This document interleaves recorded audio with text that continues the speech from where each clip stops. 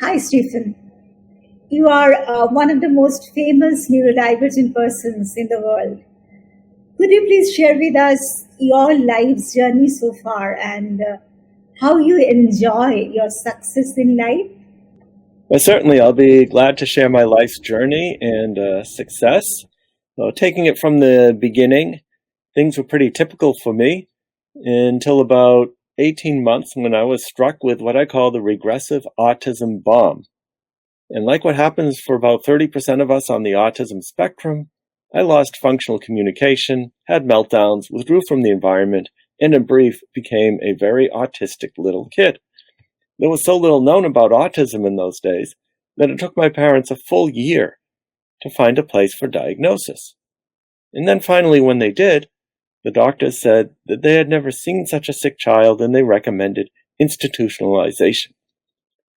Well, fortunately, my parents, like we see ever-increasing numbers of parents in India and around the world, they advocated on my behalf, and they convinced the school to take me in about a year.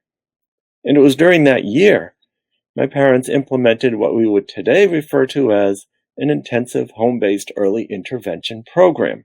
And it was a program emphasizing music, movement, sensory integration, narration, and imitation. And that's just today's terminology, because in those days, the concept of early intervention didn't even exist. So really, it was just parents trying to reach their child. So what did they do? First, they tried to get me to imitate them. Imitation is a time-honored teaching strategy. But for many autistic people, that doesn't work, perhaps due to a difference in mirror neurons. So my parents flipped it around and they imitated me. And once they did that, I became aware of them in my environment. And then they were able to move me along. And I believe the key implication is, and what is responsible for my success, is that my parents met me where I was. They accepted me for who I was, but also realized that if I were to lead a fulfilling and productive life, there were going to be a lot of challenges that needed to be overcome. So by imitating me, by getting into my world, by meeting me where I was, my parents got it to a point where speech began to return at age 4. We often hear about highly focused interests for people on the autism spectrum. And my first interest was at age 4. I was found by my parents taking apart a watch with a sharp knife. I'd pop open the back, extract the motor, remove some of the gears, spin them around, and then put it all back together again. The watch still worked, and there weren't any pieces left over. My parents, upon noticing this, focused on my strengths and soon provided all kinds of other devices to take apart and put together. They supported my interest. And that's another key aspect that will promote success for autistic individuals. Learning and what the interests are and promoting those interests. Finding ways to promote them, because in the future these can become areas of study in school or possible careers. So at that time, maybe it looked like I could have been a watchmaker or some sort of repair person. I would have needed a lot of support in communication and living as an adult as it looked then, but at least it was something that I could do. So moving on, at age 6 I entered regular school kindergarten, where I was a social and academic catastrophe. You know what happens to people who are different in grade school. And fortunately, school systems now are beginning to realize that bullying is not a developmental phase that people need to go through, but something needs to be done about it. Academically, I was about a grade behind in most of my subjects. I would spend most of my time going to the library, getting all the books on my favorite subject, whatever it was. It could have been music, some sort of science, such as astronomy, weather, earthquakes, dinosaurs, volcanoes, whatever it was. I'd read these books, all of them, take notes, copy diagrams, and then when I was done, I'd put them away and get books on some other subject. Sometimes I'd even wonder if there was more to school, such as reading in groups or doing math with other students. However, I think what it translated to is that teachers didn't quite know how to reach me, but since I wasn't a behavior problem, they just left me to my own devices, and it was probably for better rather than for worse. So I remember in third grade, I had a stack of astronomy books on my desk, and a teacher told me that I'd never learn how to do math. But somehow I figured out just enough math to teach statistics at the university level. Fortunately, increasing numbers of educators are taking note of special interests like astronomy in my case, and finding ways to use this interest to teach subjects.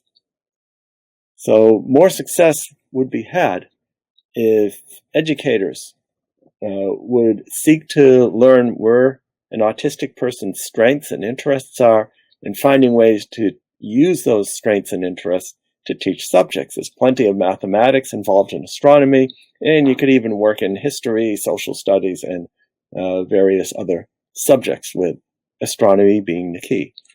Middle and high school, you don't need to be autistic to have challenges in middle and high school, but for me, it was actually better because I was able to engage in my focused interest in music. In the United States, in many countries, middle and high school is where you start seeing courses, clubs, and activities based on particular interests. And it's those specials type classes, such as music, physical education, woodshop, acting, drama, whatever it might be, is often where we see people who may not do well academically, but they can really shine in these other areas. So that's why they're so important. But back to me with music. Music was great because it provided a structured activity in which to mediate my interactions with others. I got so taken up with music that I decided that I needed to learn how to play all the instruments. So I'd spend hours in the instrument closet, figuring out how the other instruments work, taking them apart, sometimes combining 2 or 3 instruments together to make contraptions that never should have seen the light of day. And while I didn't learn all the instruments, I did get about 15. I was able to play about 15 instruments. And then when I learned that one of the requirements for a degree in music education was that you had to learn all the instruments, well, that just seemed to be the thing to do. So again, following my interests, following my strengths, I went off to college to study music education for my bachelor's, master's, and doctorate. However, after I finished all of my doctoral coursework in music education, I started getting more interested in autism and special education. So I defected to the School of Education, got my doctorate in special education, and by that time I had written my first book, an autobiography, Beyond the Wall, and was giving presentations around the country and around the world. And today, I now spend most of my time either teaching or researching into issues related to autism at Adelphi University as a professor, or when there isn't a pandemic, traveling to as often as one country a month, India being one of those countries. I've been to India, I think about a dozen times, and I look forward to when it's safe to travel and to return to India. Additionally, writing books and articles on autism and giving music lessons to autistic children. So I think the key for promoting success for autistic individuals is to understand where that person's strengths and abilities are. And given the extremely widely varying skill set that autistic people tend to have, which means the things we're good at, we tend to be incredibly good at. And the challenges, yes, we can have some very real challenges too that need to be supported so they don't provide They don't create challenges or barriers that get into the way of success. Every autistic person I know who is successful has found a way to parlay their focused interests and abilities to find employment.